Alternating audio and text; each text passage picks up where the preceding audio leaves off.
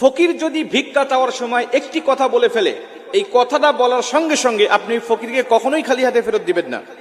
যদি তারা ভিক্ষা চাওয়ার সময় কথাটা কোনোভাবে বলে ফেলে, আপনি তাকে অবশ্যই কিছু দিবেন যদি আপনার সামর্থ্য থাকে। তাকে না দিয়ে আপনি কখনো বিরত থাকবেন না। কারণ বিশ্বনবী বলেছেন, যদি কোনো ভিক্ষুক, কোনো সাইলকারী কোনো ব্যক্তির কাছে এই কথাটা বলে ভিক্ষা চায়, আর যদি সে ভিক্ষা না দেয়, তাহলে আল্লাহ পাকের লানত পড়বে ওই লোকের উপরে। ও না দেওয়ার কারণে তার উপর লানত পড়বে, সে গুনাহগার হবে, সে পাপী হবে। এজন্য এই বিষয়টা আমাকে জানতে হবে। কারণ আমরা রাস্তাঘাটে বের হলেই আমাদের পাশে, আশেপাশে, চতুর্দিকে কিন্তু ফকির মিসকিন সব সময় আমাদের পাশে আসে, আমাদের কাছে ডাকে এবং আমাদের কাছে চায়। আমাদের কাছে চাওয়ার সময় এই কথাটা অনেক ফকির আমাদের কাছে বলে ফেলে।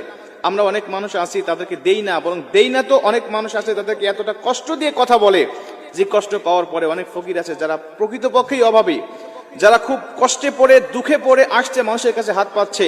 এদের কাছে যখন কোনো মানুষ গালমন্দ করে কোনো কথা বলে, তারা দু চোখ দিয়ে শুধু